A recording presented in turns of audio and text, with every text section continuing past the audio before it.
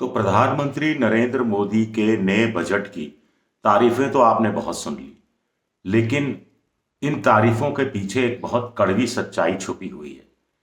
और खुशी की बात है कि नरेंद्र मोदी को भी इस कड़वी सच्चाई का एहसास तो कम से कम हो चला है। क्या है ये कड़वी सच्चाइयां, ये जानने की कोशिश करेंगे। नमस्कार, मैं हूं आपका दोस्त विजय विद्रोही। आप मुझसे जुड़ चुके हैं, इसके लिए आप सबका तहे दिल से शुक्रिया।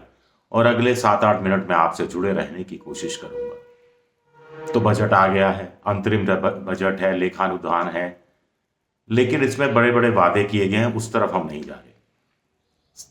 दो तीन बड़ी खामियां हैं और दो तीन बड़ी खूबसूरती से चुनाव के पर्पज से ये पूरा बजट बनाया गया है, जो बताता है, प्रचारित किया जा रहा है गोदी मोदी मीडिया में कि मोदी जी देखिए, चुनाव की परवाह नहीं कर रहे, लोक लुभावन कुछ नहीं है, चुनाव के हिसाब से कुछ नहीं है। लेकिन चुनाव के हिसाब से बहुत कुछ है।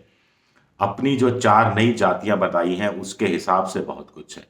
गरीबों के हिसाब से बहुत कुछ है। वो भी इसलिए है क्योंकि प्रधानमंत्री को पता है कि $5 ट्रिलियन, $7 ट्रिलियन, $10 ट्रिलियन, 2047 तक विकसित भारत, ये सब ठीक है, जुमलेबाजी ठीक है, लेकिन गरीब आदमी का पेट नहीं भरता इससे, और गरीब आदमी के वोट के बिना आप सत्ता में नहीं आ सकते।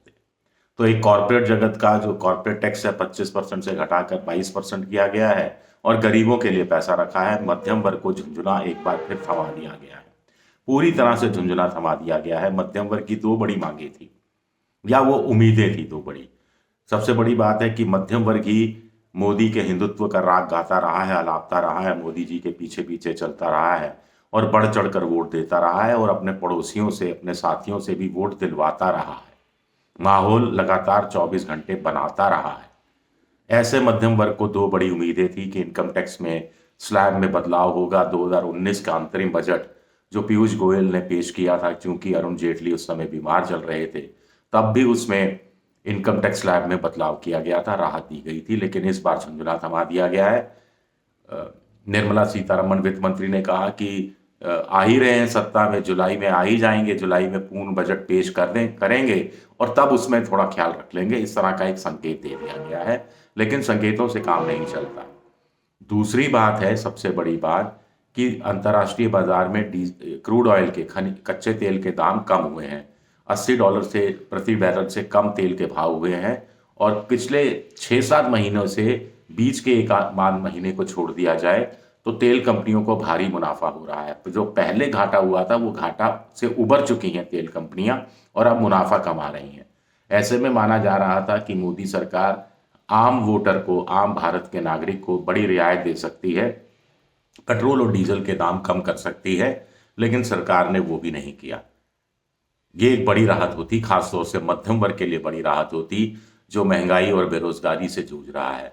एक तीसरी बात है कि इस बजट में बेरोजगारी दूर करने का कोई अल्पकालीन उपाय या दीर्घकालीन उपाय कोई नजर नहीं आता है। कैपेक्स बढ़ा दिया गया है, इंफ्रास्ट्रक्चर के लिए पैसा रखा गया है। तो सरकार सोच रही है कि नए पुल बनेंगे, नए बांध बनेंगे, नई सड़कें बनेंगी, नए एयरपोर्ट बनेंगे, तो लोगों को काम मिल जाएगा। लेकिन काम भी आजकल मैकेनाइज्ड हो गया है, मशीनों से इस कदर हो गया है कि वहां भी छोटे स्तर पर भी मजदूरी मिलना मुश्किल हो जाता है। इंजीनियर्स की भर्ती का तो आलम यह है कि इकोनॉमिक टाइम्स की खबर पढ़ रहा था कि इस साल जो सॉफ्टवेयर आईटी के इंजीनियर्स हैं, 70 से 80 हज़ार की ही भर्ती हो पाएगी, जबकि कुछ साल पहले 6 लाख की भर्ती हुई थी एक साल के अंदर। तो आलम ये है कि पेंडेमिक कोरोना काल के बाद करीब 6 करोड़ से ज़्यादा जो नौकरी पेशा के लोग थे, वो वापस खेती करने जो चले गए हैं, किसानी काम काम करने लगे हैं, जो घाटे का काम है। इसके अलावा करीब 18 करोड़ ऐसे लोग हैं जिन्होंने अब काम मांगना भी बंद कर दिया है, इस कदर नाउम्मीद हो चुके हैं। कुल मिलाकर 28 करोड़ लोग ऐसे हैं जिनको हफ्ते में एक घंटे 2 घंटे का, या एक दिन का, 2 दिन का काम मिल जाता है, जिसको पूर्ण रोजगार मान लिया जाता है। भारत सरकार के अनुसार, परिभाषा के अनुसार, कायदे से वो अर्ध बेरोजगार है। और जो लिविंग वेज होती है, जो जिंदा रहने के लिए कुछ पैसा कमाना होता है, उतना पैसा भी ये लोग नहीं कमा पाते। 32 करोड़ लोग हैं जिनको ढंग से रोजगार मिला हुआ है, लेकिन ये संख्या बहुत कम है भारत जैसे देश के लिए। जहां 140 करोड़ की आबादी है वहां 32 करोड़ को पूर्ण रोजगार, इस तरफ ध्यान नहीं दिया गया है। मोदी सरकार ने भी कुल मिलाकर ये चुनाव के संदर्भ में अपना वोट बैंक नया जो मोदी जी पिछले कुछ महीनों से कल्टीवेट कर रहे हैं, जिसमें गरीब है, ज्ञान के नाम से गरीब है, युवा है, नारी है, महिलाएं हैं और अन्नदाता यानी किसान है, उनको फोकस में रखने की कोशिश की गई है। अब किसानों को किसान सम्मान निधि के तहत 6,000 रुपये दिए जाते हैं साल के, हर 4 महीने में 2,000 रुपये मिल जाते हैं। तो मोदी जी समझ रहे थे कि इसकी राशि बढ़ा भी दी जाए तो कोई फर्क नहीं पड़ेगा, इससे ज़्यादा फिर अंतर्राष्ट्रीय बाजार में चूंकि फर्टिलाइजर्स के दाम कुछ कम हुए हैं तो फर्टिलाइजर्स के दाम घटा दिए गए हैं, उसमें थोड़ा सा ठीक ठाक घटाव किया गया है ताकि किसानों को एक साथ खुश रखा जा सके। इसके अलावा 5 किलो मुफ्त अनाज की योजना 5 साल के लिए बढ़ाई गई है। मनरेगा के लिए पिछली बार बजट कम कर दिया गया था, इस बार उससे पिछली साल वाला जो बजट है वो रख दिया गया है, क्योंकि मोदी मानकर चल रहे हैं कि मनरेगा के तहत लोगों को काम की ज़रूरत पड़ने वाली है और चूंकि ये कानून है इसलिए काम देना ज़रूरी होगा। तो इस मद्देनज़र से देखा जाए तो बड़ी चालाकी से बनाया हुआ बजट है, जिसमें कि ये 4 जातियों के बहाने ये कहा गया है, कहने की कोशिश की गई है कि ये अपोजिशन का जाति का कार्ड का जवाब ये है। जातीय जनगणना की जो बात हो रही है उसका कार्ड के रूप में मोदी जी इसको ले रहे हैं।